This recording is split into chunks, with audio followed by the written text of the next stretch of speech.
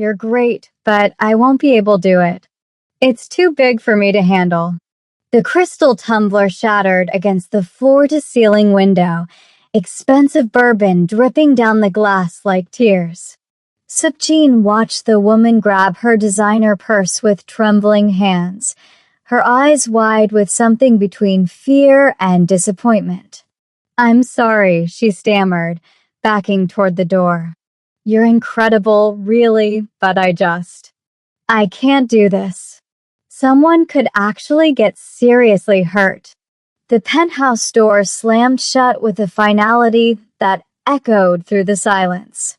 Seokjin poured another drink, his jaw clenched so tight it ached. That made 8 women in 4 months. 8 different versions of the same conversation that all ended with him standing alone in a multi-million-dollar apartment that felt more like a prison than a home. His phone vibrated across the marble counter. Tae, his second in command. "Boss, Volkov's crew is making moves at the warehouse. Need you here." Seokjin stared at the message, then threw his phone onto the leather sofa.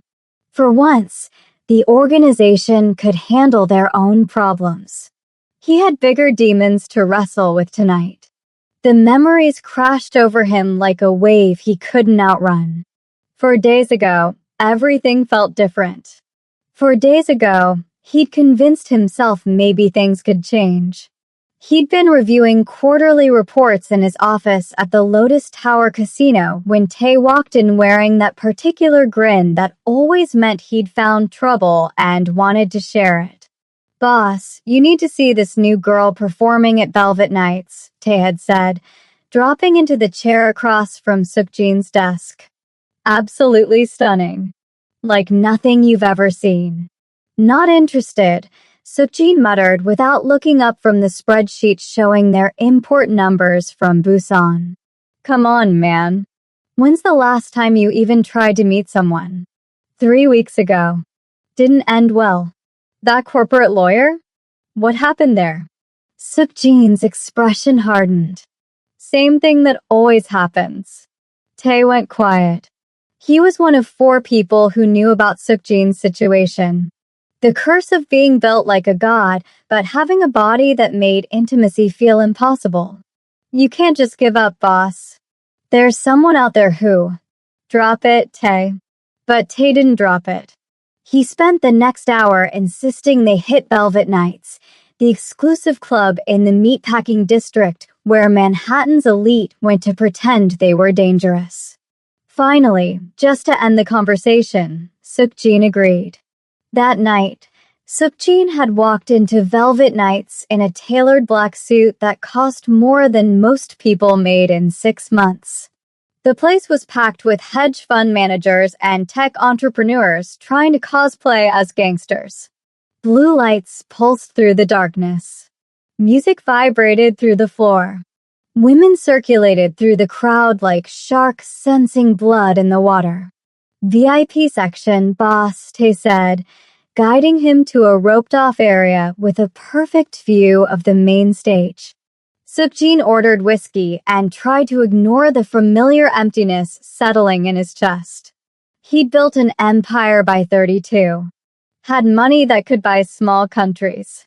Had power that made grown men cross the street to avoid him. But he couldn't keep a woman interested for longer than an evening once reality set in. Then the lights shifted. A spotlight hit center stage, and the DJ's voice cut through the music. The woman who emerged from behind the curtain made Seokjin forget he was holding a drink. She moved with a confidence that bordered on dangerous, every gesture deliberate and unapologetic. The lights caught her skin like she was made of something precious. Her eyes swept across the crowd with the kind of knowing that came from seeing too much and surviving anyway. "That's her," Tae whispered. "Vivian. Been here 3 months. Every rich guy in Manhattan's been trying to get a private session.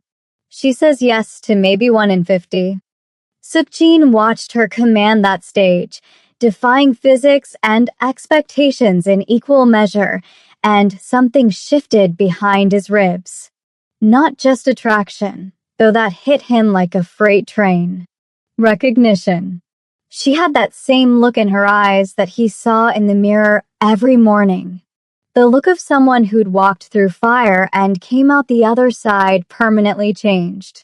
When her set ended, she walked straight to the bar without acknowledging the men trying to get her attention.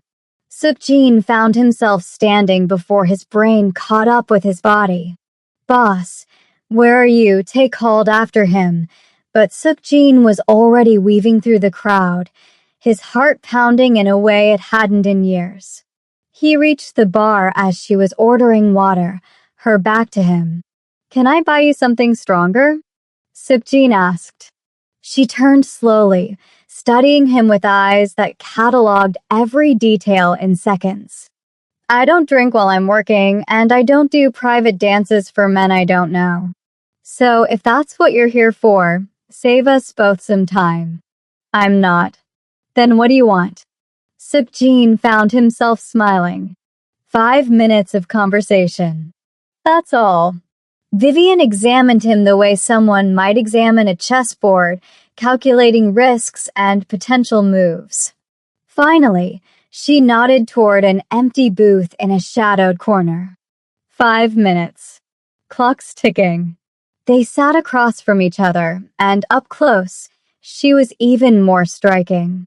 But it was her eyes that held him. Ancient eyes in a young face. Eyes that had witnessed things no one should have to see. "You're Suk-jin Kang," she said. Not a question. A statement of fact. "You know who I am. Everyone knows who you are. The question is why the most powerful man in Manhattan is sitting in a strip club looking like someone stole his favorite toy." Despite everything, Suk-jin laughed. "That obvious? You've got this look like you're searching for something you're convinced doesn't exist." She leaned back, arms crossed. "Let me guess. You're used to getting whatever you want, but there's this one thing that keeps slipping away. Can't be money or power. Men like you are drowning in both. So it must be connection. Real connection. Not the kind people fake because they're scared of you or want something from you." Her words hit so close to the truth that Suk-jin felt exposed in a way that had nothing to do with the low-cut club. "And you?" he asked. "What do you want?" "To make it through tonight without some entitled asshole thinking my smile is an invitation to put his hands where they don't belong." She stood up. "Time's up." "Wait." Suk-jin pulled out a business card, wrote something on the back. "Tomorrow night. Dinner. Anywhere you choose. No expectations, no games." Vivian stared at the card like it might explode. "Why?"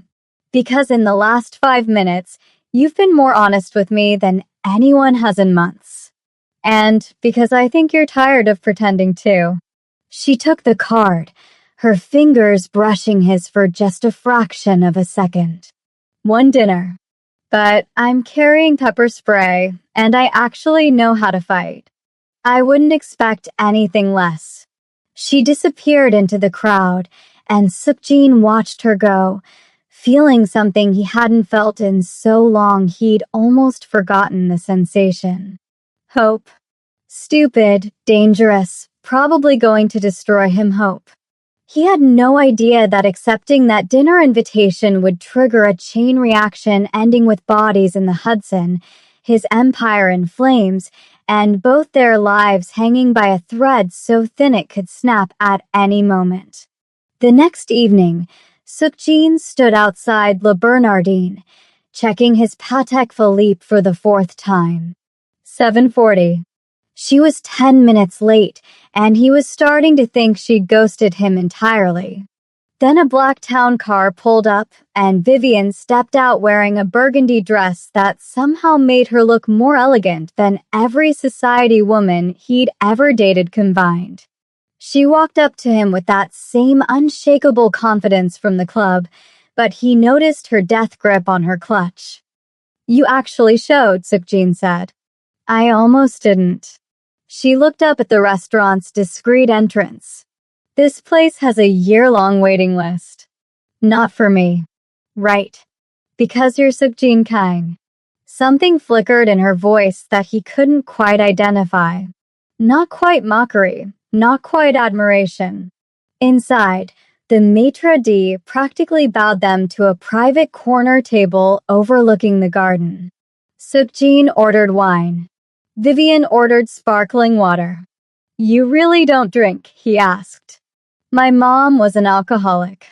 Watched her drink herself into an early grave by the time I was 17. She said it the way someone might read a weather report. Clinical. Distant. Figured I'd skip that particular genetic lottery. Seokjin set down his wine glass. I'm sorry. Don't be. It taught me what I needed to know about weakness. She studied the menu.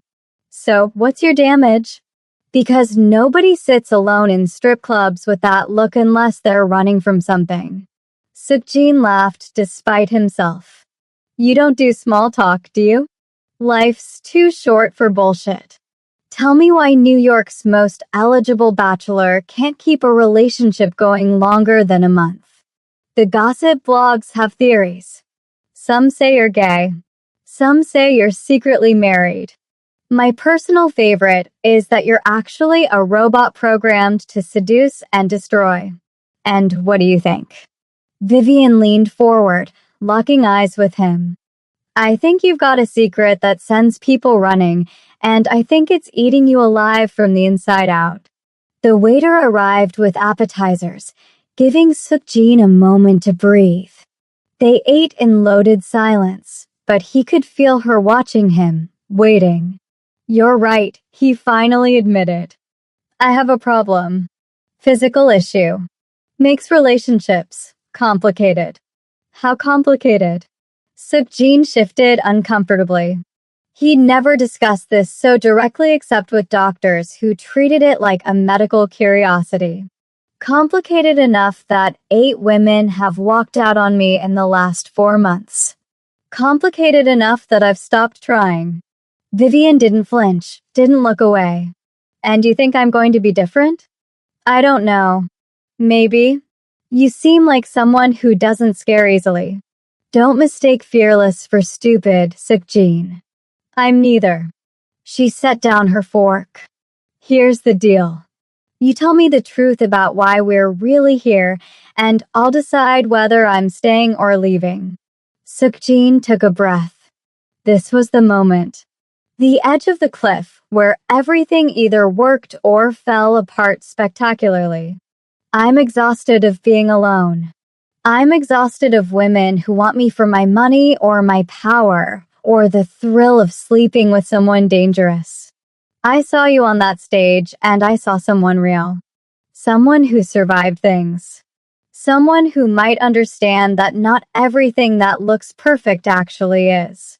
That's quite a speech. It's the truth. Vivian was quiet for a long moment, fingers drumming on the white tablecloth. Okay, here's my truth. I dance because it pays for my nursing degree. I'm 2 semesters from finishing. I moved to New York from Atlanta 4 years ago with $300 and a dream, and I've clawed my way up from absolute zero. I don't need saving, and I don't need a sugar daddy. But I wouldn't mind meeting someone who sees me as more than a fantasy or a conquest. I can do that. Can you? Because men like you, Seokjin, you're used to owning things. People. Situations. I'm not something you can own. I don't want to own you. Then what do you want? Seokjin reached across the table, stopping just short of touching her hand. A chance. Just a chance to see if maybe we're both wrong about how alone we have to be. Vivian stared at his hand, then at him. Finally, she placed her hand in his. One chance. But the second you lie to me, the second you try to control me, I'm gone. Understood. Understood. They finished dinner talking about everything except the obvious tension building between them. She told him about growing up in Atlanta, about her mother's decline, about the aunt who'd raised her when things fell apart. He told her about building his organization from nothing, about the violence he'd witnessed, about the isolation that came with power. By the time dessert arrived, Sukjin realized he hadn't thought about his problem once in 3 hours. He was too busy being fascinated by the woman sitting across from him. "So what now?" Vivian asked as they left the restaurant. "I take you back to your place in Brooklyn, and we see if your complication is as catastrophic as you think it is." Heat crept up Sukjin's neck. "I wasn't assuming. Relax. I'm messing with you." But there was something in her eyes. Curiosity. Challenge. Though eventually we're going to have to address the elephant in the room. Or should I say the elephant in your pants? Despite himself, Sukjin laughed. "You're impossible. And you like it." She stepped closer. Close enough that he could smell her perfume, something warm and spicy. "Here's what's going to happen. You're taking me home to my apartment. And we're taking this slow. Because whatever this complication is, rushing into it isn't going to help either of us. You're not afraid?" "Sukjin, I've survived things that would shatter most people. I think I can handle whatever you're worried about." She kissed him on the cheek, her lips soft against his skin. "But not tonight. Tonight, you're going to go home and decide if you're ready for someone who won't run. And I'm going to decide if I'm crazy for even considering this." She walked toward the street to hail a cab, and Sukjin watched her go, feeling like he'd just survived a hurricane and wasn't entirely sure if he was relieved or disappointed. His phone buzzed. "Tay, boss, we've got a situation. Volkov's nephew turned up dead. Found in the East River 2 hours ago. They're blaming us." Sukjin's blood turned to ice. He typed back quickly. "I didn't authorize any hits." "I know. Someone's setting us up." Sukjin glanced at Vivian just climbing into a cab. She looked back at him, smiled, waved. His two worlds were about to collide in ways he couldn't begin to predict. He made a decision. He'd handle Volkov. He'd find whoever was trying to ignite a war. But he wouldn't let it touch her. Wouldn't let the darkness of his world swallow the one genuine thing he'd found in years. The cab drove away and Sukjin pulled out his phone. "Tay, gather all the captains. Emergency meeting at the warehouse in 1 hour. And get Min to pull security footage from every camera within 10 blocks of where they found the body. Someone's playing games and I want names." The next 3 days were a blur of meetings, threats, and tense negotiations. The Volkov family wanted blood. Sukjin had to prove his innocence while simultaneously hunting down who'd actually killed their nephew. Turned out to be one of his own soldiers, a hothead named Chul who'd been skimming from the sports betting operations and panicked when the Russians started asking questions. Sukjin had Chul delivered to Volkov's people in a car trunk. The message was crystal clear. He handled his own problems, and he didn't tolerate disloyalty. The Russians accepted it. Barely. But the damage was done. Trust was shattered. Everyone was on edge. Through it all, Vivian texted him. Nothing heavy. Just little messages that made him smile despite the chaos. Photos of her roommate's cat. Complaints about her pharmacology professor. Random memes that somehow always landed at exactly the right moment. On the 4th night, she called. "You've been quiet. Work stuff. It's complicated." The kind of complicated where people end up dead? Sukjin froze. "What do you know about my work?" "Sukjin, I'm not stupid. I know what you are. Knew it the second I saw you." Her voice was calm, steady. Question is whether you're going to lie about it or respect me enough to be honest. I'm not a good man, Vivian. Did I ask if you were good? I asked if you were going to be honest. Sukjin sat down on his office couch, suddenly exhausted. Yes, the kind of complicated where people end up dead. Someone tried to start a war between my organization and the Russians. I handled it, but it was close. Are you safe? For now. Then come over. I'm making dinner, and you sound like you need to eat something that isn't takeout from a styrofoam container. Sukjin shouldn't have gone. He had a dozen fires to extinguish, a dozen loose ends to tie up. But he found himself in his Aston Martin driving to Brooklyn, parking outside a modest building that probably cost less per month than he spent on watches. Vivian buzzed him up to the 4th floor. Her apartment was small but immaculate. Books everywhere.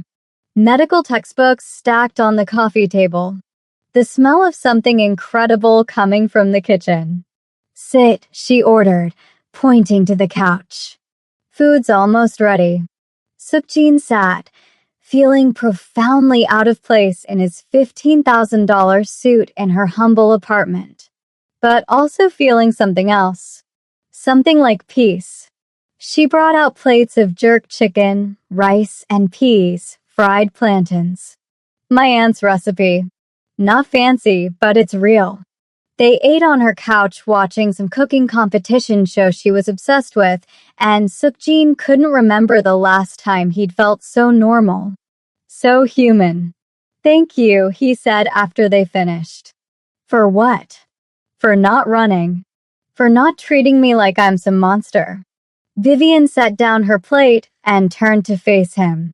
Sukjin, I grew up around men like you. My uncle was in the game before he got locked up for 20 years. I know the life. I know what it costs. And I know that the men who survive it aren't monsters. They're just people trying to win a rigged game. She moved closer, and Sukjin's heart started pounding. But here's the thing. If we're going to do this, if we're really going to try, you need to understand something. I won't be your escape. I won't be the good girl who saves you from yourself. I've got my own demons, my own darkness. So if we're doing this, we're doing it as equals. Two people who know the world is ugly and are trying to find something beautiful anyway. I can live with that. Can you? Because eventually we're going to have to deal with your complication, and I need to know you're not going to shut down on me when we do. Sukjin took a deep breath. It's not that I don't want to. God, Vivian, you have no idea how much I want to. But every woman who's tried, who's seen, they all leave. And I don't think I can handle watching you leave too. Vivian reached out and touched his face, her hand soft against his cheek. Then let's make a deal. Right now, tonight, we're just two people sitting on a couch. No expectations, no pressure. We'll deal with everything else when we're both ready. Okay. She leaned in and kissed him.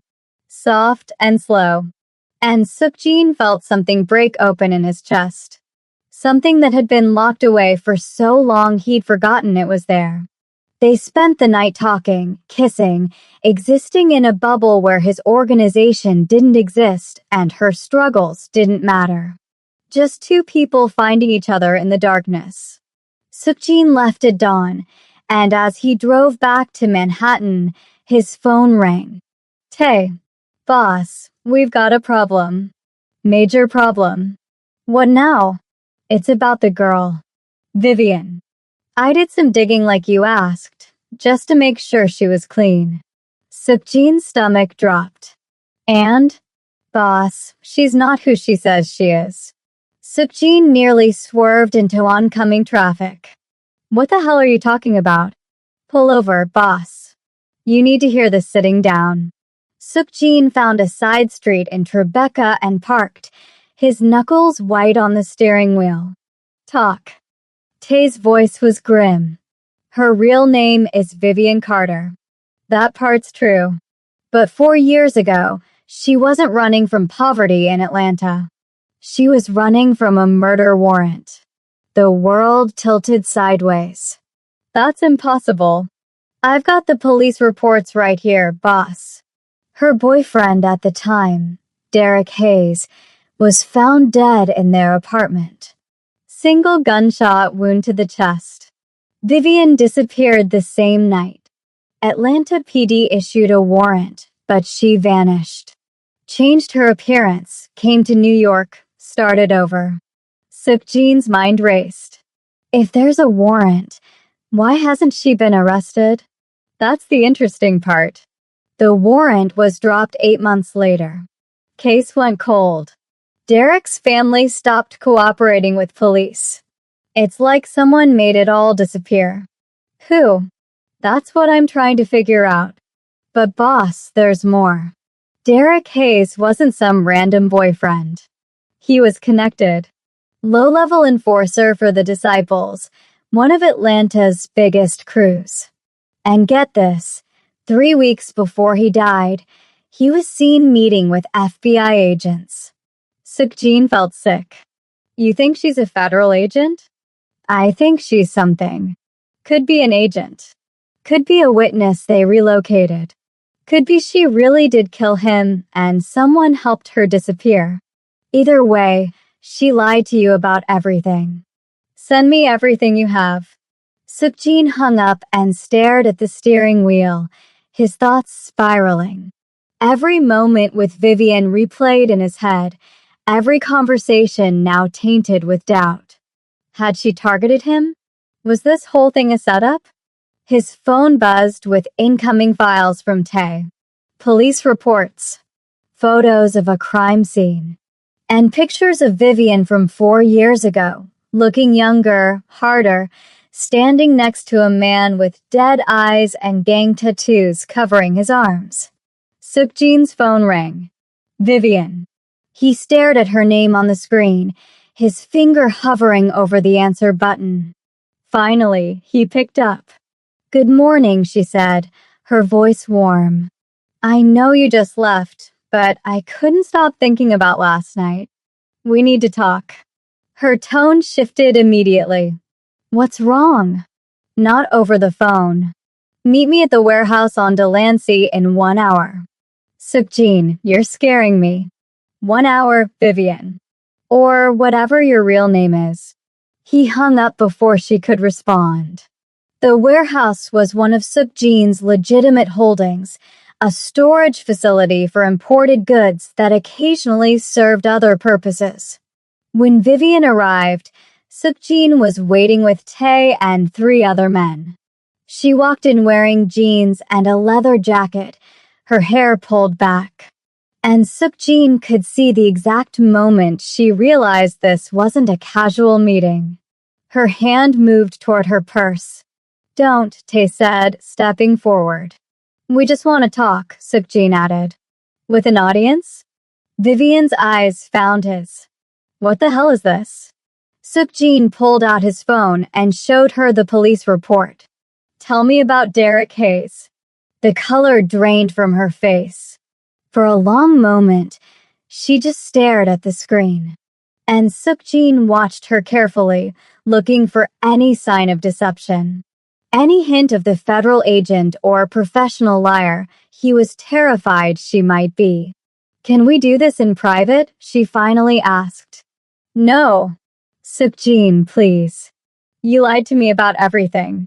So no, you don't get privacy. You get to explain right here, right now, why I shouldn't assume you're either a cop or playing some game I don't understand. Vivian's jaw tightened. She looked at Tay and the other men, then back at Sukjin. Fine. You want the truth? Derek was my boyfriend. And yes, I killed him. The warehouse went dead silent. He was going to kill me first, Vivian continued, her voice steady despite the tremor Sukjin could see in her hands. I found out he was working with the FBI. He cut a deal to testify against the Disciples in exchange for witness protection. But he was stupid. Told me about it one night when he was high, thinking I'd be happy, thinking we'd run away together and start over. So you killed him, Tay said. So he tried to kill me, Vivian snapped. The disciples found out about his deal. They sent people to our apartment. Derek panicked. Figured if he killed me and delivered my body to them, proved his loyalty, they'd forgive him. I walked in on him loading a gun. She pulled up her shirt, revealing a scar along her ribs that Sukjin had noticed before but never asked about. He shot me first. Missed anything vital, but I went down. He was standing over me, about to finish it, when I grabbed his ankle. Made him fall. The gun went off. Bullet went through his chest. And then you ran, Sukjin said. And then I ran. I was 20 years old, bleeding, with a dead body in my apartment. I knew the disciples would come for me. I knew the FBI would want answers. So I took what cash Derek had hidden, got myself to a clinic that didn't ask questions, and disappeared. How'd the warrant get dropped? Vivian smiled bitterly. You really want to know? Derek's sister, Keisha. She's the only one who knew the truth about what he was planning. She told the police it was self-defense, that Derek had been violent before. She refused to cooperate with the investigation. Without her testimony, and without me, the DA couldn't make a case. Tay pulled up something on his tablet. Keisha Hayes. Currently a paralegal in Atlanta. Clean record. He looked at Sukjin. It checks out, boss. But Sukjin wasn't satisfied. Why not go to the police yourself if it was self-defense? Because I'm a black girl from the hood who killed her boyfriend, and he was about to be a federal witness. You think any jury was going to believe me? You think the disciples were going to let me live long enough to testify? Vivian's voice cracked. I did what I had to do to survive. Just like you've done things to survive in your world. Don't you dare judge me for that. Don't compare us. I never lied to you. Really? What about your complication? How long were you planning to wait before telling me the truth about that? Or were you just hoping I'd figure it out and deal with it? Sukjin felt heat rise in his face. That's different. How? We both have secrets. We both have pasts we're not proud of. The only difference is I didn't send my people to investigate you behind your back. You killed someone. So have you. Vivian shouted. Don't act like you're some innocent victim here. You run an organization that deals in violence every single day. You've ordered people beaten, maybe killed. But somehow my defending myself makes me the monster. The warehouse echoed with her words. Tay shifted uncomfortably. Sukjin felt his carefully constructed moral high ground crumbling beneath him.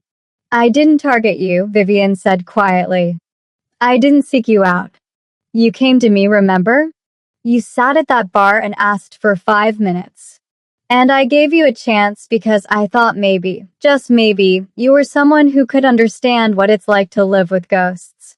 Sukjin wanted to stay angry. Wanted to hold on to his righteous indignation. But looking at her, seeing the pain and defiance in her eyes, he saw himself.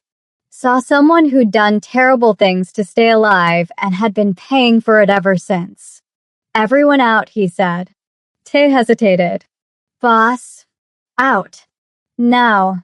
Tay and the others filed out, leaving Sukjin and Vivian alone in the vast, empty warehouse. The silence stretched between them like a living thing. I should have told you, Vivian finally said, before things got serious. But I was afraid. Afraid you'd look at me differently. Afraid you'd see me as damaged goods. I am damaged goods. I know. That's why I thought we had a chance.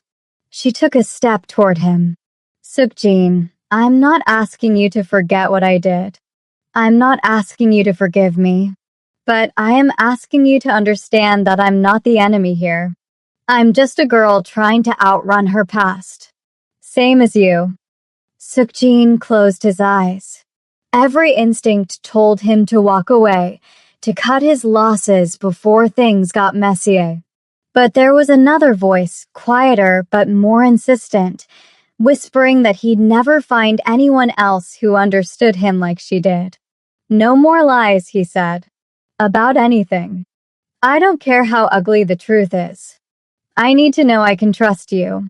Same goes for you. Including telling me about this complication that's got you so twisted up. Sukjin took a deep breath. This was it. The moment he'd been dreading since that first dinner. It's my size. I'm too big. Every woman I've been with, once things progress, they panic. They say it won't fit, that they'll get hurt, that it's too much. And they're not wrong. I've had women end up in pain, crying, asking me to stop. So I stopped trying. Vivian processed this information, her expression unreadable. How big are we talking? Does it matter? Sukjin, I'm going to be a nurse. I've seen every body type imaginable. So yes, it matters. Because I need to know if we're talking about something manageable or something that requires actual medical intervention. Despite everything, Sukjin almost laughed. Leave it to Vivian to approach his deepest insecurity like a clinical problem to be solved. Big enough that regular condoms don't fit. Big enough that I've had to special order things. Big enough that foreplay isn't enough. Patience isn't enough. It just doesn't work. Vivian was quiet for a moment. Then she crossed the distance between them and took his hands. Listen to me. I've been through worse than a physical challenge. And if you think I'm going to run because of biology, you don't know me at all. Vivian, we'll figure it out together. Like adults who communicate and don't panic at the first sign of difficulty. Okay. Sukjin looked down at their joined hands, marveling at the absurdity of the moment. An hour ago, he was ready to end things, convinced she'd betrayed him. Now they were discussing his anatomy in a warehouse like it was a business negotiation. Okay, he said. She kissed him then.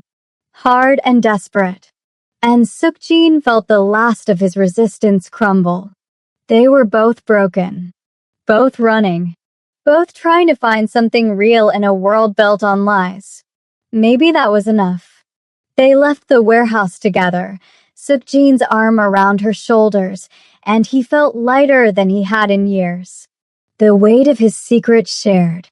The burden of loneliness lifted slightly. His phone buzzed. Min, one of his captains. Boss, we've got movement on the Volkov situation. They're meeting with the Bratva tonight. Word is they're planning something big. Sukjin's good mood evaporated. The Russians were supposed to be settled. He delivered chul, made peace. What were they planning now? I have to handle something, he told Vivian. Business. The dangerous kind. She squeezed his hand. Be careful. I didn't go through all this just to lose you to a bullet. Sukjin kissed her forehead and headed to his car, already mentally planning the night ahead. He'd have to pull together their best people, set up surveillance on the meeting location, find out what Volkov was really planning. He didn't see the black Escalade parked across the street. Didn't notice the camera pointed at him and Vivian. Didn't know that someone was watching, documenting, planning. And he had no idea that by tomorrow morning, photographs of him and Vivian would be sitting on a desk in FBI headquarters in Manhattan, setting in motion events that would destroy everything he'd built. The agent staring at those photos smiled. After 4 years of searching, they'd finally found Vivian Carter. And as a bonus, she'd attached herself to one of the biggest targets in New York organized crime. Agent Rachel Morrison picked up her phone. Sir, you're going to want to see this. Our missing witness just resurfaced. And you'll never guess who she's dating. The wheels were in motion. The trap was set. And neither Seokjin nor Vivian had any idea that their past was about to collide with their present in ways that would leave them with an impossible choice. Betray each other or burn together. Seokjin didn't sleep that night. He spent hours at his office in Koreatown coordinating surveillance on the Volkov meeting while simultaneously trying to make sense of what had happened with Vivian. Every time he closed his eyes, he saw her face when she'd confessed to killing Derek. Not guilt. Not shame. Just raw, unfiltered survival instinct. He understood that better than he wanted to admit. Around 4 in the morning, Tae burst through the door without knocking. "Boss, we've got a problem." The meeting with the Bratva. It wasn't about us. Seokjin looked up from his laptop. "What do you mean?" "They're planning a hit. But not on our people. They're going after someone in Atlanta. A woman named Keisha Hayes." The room tilted. "Derek's sister." "Yeah. Apparently the disciples down there just found out she helped Vivian escape. They sold the information to Volkov as a gesture of goodwill, trying to build connections up north. Volkov's sending people to Atlanta tomorrow night." Seokjin's blood ran cold. Why would Volkov care about some paralegal in Atlanta? Because he knows about Vivian, boss. He knows she's with you, and he's using Keisha as leverage. How the hell does he know about Vivian? Tae pulled out his phone and showed Seokjin a series of photographs. Seokjin and Vivian leaving the warehouse together. Kissing outside her apartment. Having dinner at La Bernardine. All timestamped from the last few days. Someone's been watching you. They sent these to Volkov yesterday. He reached out to the disciples, got the whole story about Derek and Keisha, and now he's making his move. Seokjin stood up so fast his chair toppled backward. "This is about the nephew. He never forgave me for Chol. He's going after Vivian through Keisha. What do you want to do? Get everyone together. Every captain, every soldier we can trust. We're going to Atlanta. Boss, that's disciples' territory. We go in there making moves, we'll start a war on 2 fronts. Then we start a war. I'm not letting him touch her family." Seokjin grabbed his jacket. "And get Vivian on the phone. She needs to know what's happening." But when Tae called Vivian's number, it went straight to voicemail. He tried 3 more times. Nothing. A sick feeling settled in Seokjin's stomach. Send someone to her apartment. Now. 20 minutes later, Seokjin got the call he'd been dreading. "Boss, she's not here. Place looks like she left in a hurry. Drawers open, closet half empty. Her roommate's cat is gone too." Seokjin felt like he'd been punched. She ran. Looks that way. But something didn't add up. Vivian wasn't a runner. She'd stood in that warehouse and confessed to murder rather than lie to him. She'd kissed him knowing everything was complicated and messy and dangerous. Why would she run now? Unless someone made her run. Seokjin's phone buzzed with a text from an unknown number. "We have your girlfriend. Come alone to Pier 17 in 1 hour, or we start mailing her back to you in pieces. Tell anyone and she dies." "It's a trap," Tae said, reading over Seokjin's shoulder. "Obviously. You can't go alone. I'm not leaving her with them. Boss, think about this. They want you dead. This is Volkov's play. He takes out you and the girl, makes it look like a lover's quarrel gone wrong, and suddenly our organization is in chaos." Seokjin stopped at the door. Tae was right. This was exactly the kind of move Volkov would make. Efficient, brutal, designed to cause maximum damage. "So, what do you suggest?" Tae smiled, and it wasn't a nice smile. "I suggest we give him what he expects. You, alone and desperate. What he won't expect is the 30 men we position around that pier before you get there. He'll have men watching for that. Then we get creative. They spent the next 45 minutes planning. Sukjin's mind working through every possible scenario while his heart screamed at him to just get to Vivian.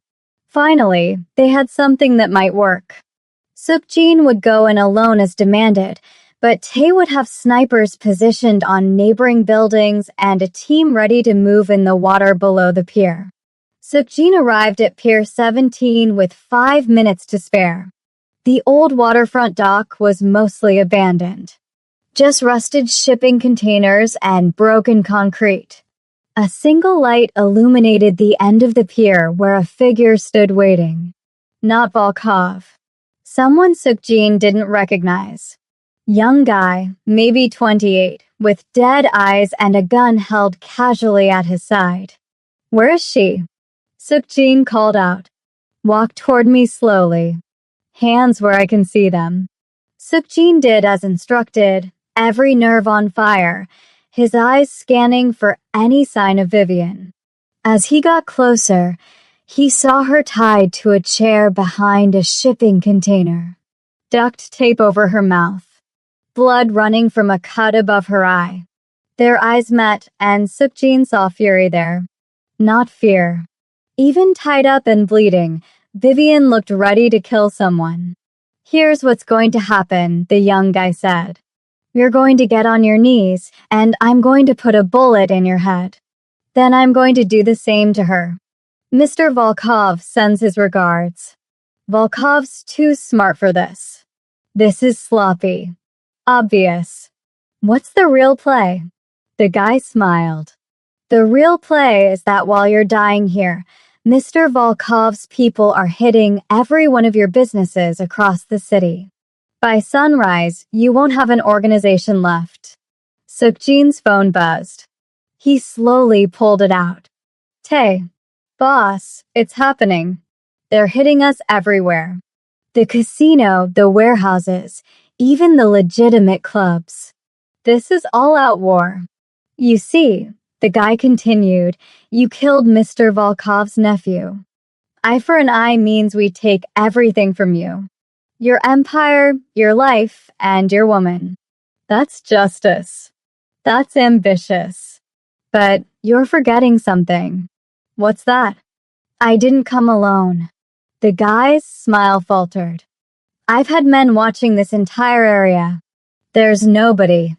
The first sniper shot took him in the shoulder, spinning him around. The second shot hit the man behind Vivian before he could react. Suddenly, the pier exploded with gunfire. Volkov's men, hidden around the dock, opened up on Sukjin's position. Sukjin dove behind a container as bullets sparked off metal around him. He pulled his own gun and returned fire, his mind calculating angles and distance even as his heart raced. He had to get to Vivian. The firefight lasted maybe 90 seconds, but felt like hours. Tae's team moved in from multiple directions. Professional. Coordinated. Volkov's men, caught off guard by the overwhelming response, either fell or retreated. Sukjin reached Vivian and ripped the tape off her mouth. Took you long enough, she gasped. He was working on her restraints when he heard it. A slow clap echoing across the pier. Volkov himself stepped out of the shadows, flanked by 6 men with automatic weapons. Very impressive, Sukjin. You've learned to anticipate my moves.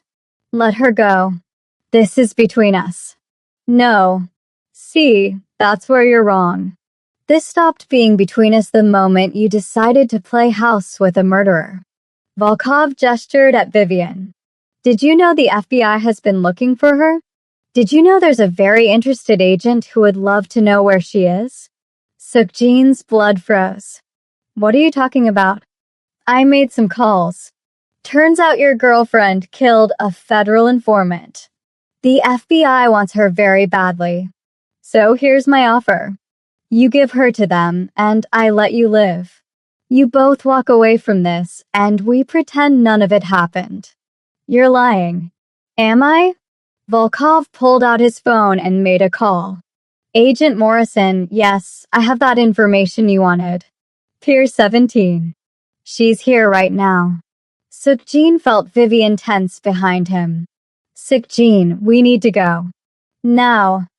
But they were surrounded. Volkov's men. Tae's men. And in the distance, Sukjin could hear sirens. You bastard, Sukjin said. You're setting us both up. I'm giving you a choice. Stay and fight. You both end up dead or in prison. Or run.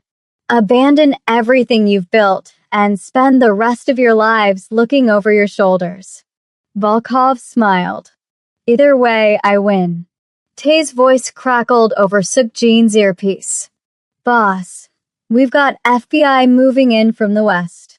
At least 12 vehicles. We need to extract you now. Sukjin looked at Vivian, her eyes wide with fear and determination.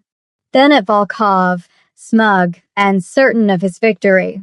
Then at the empire he'd built. The life he created. All of it about to come crashing down.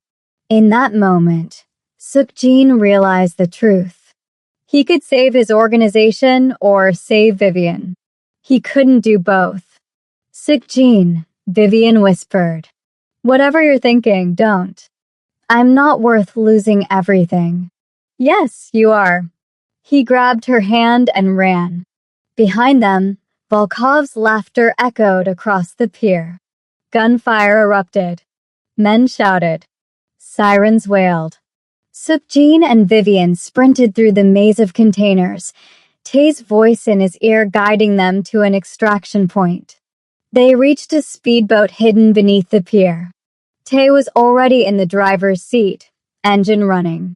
Get in. Sukjin pushed Vivian into the boat and jumped in after her. Tae hit the throttle and they shot out into the East River, the Manhattan skyline glittering behind them like a promise they could never keep. Where are we going? Vivian shouted over the engine. Away, Sukjin said. Far away. His phone buzzed one last time. A message from an unknown number with an attachment. Sukjin opened it and his heart stopped. It was a video. Keisha Hayes tied to a chair in what looked like a basement.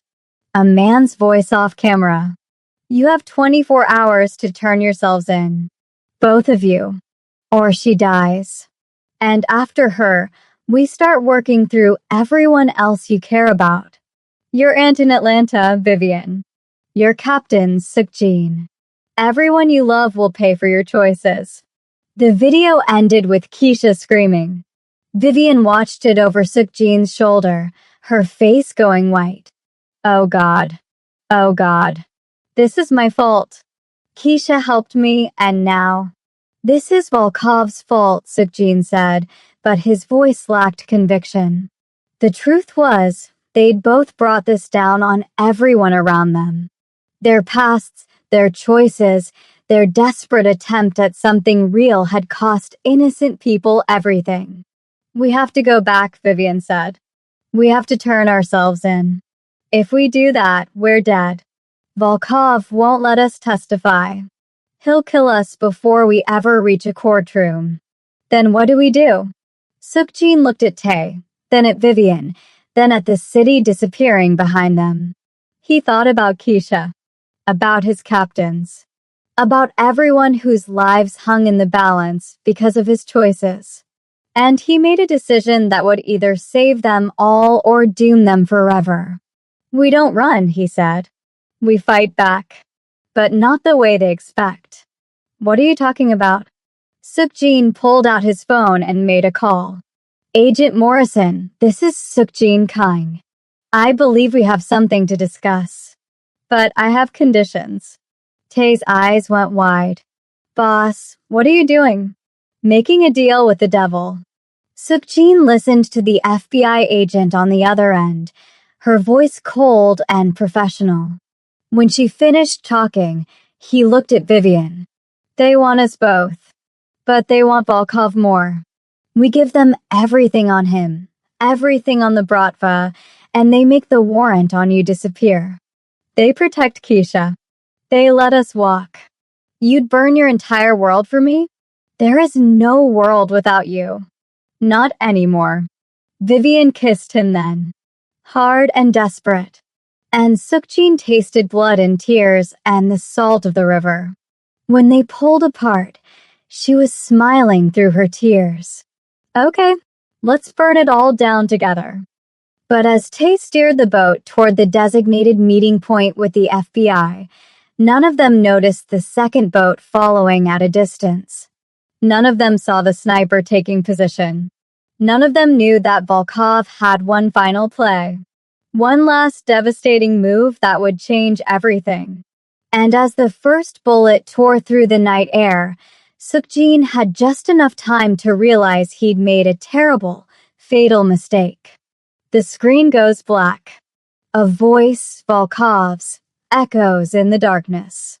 Did you really think I'd let you walk away? Drop a like, subscribe, and hit that notification bell because part 2 is coming and you won't believe how this ends. Trust me, you don't want to miss what happens next.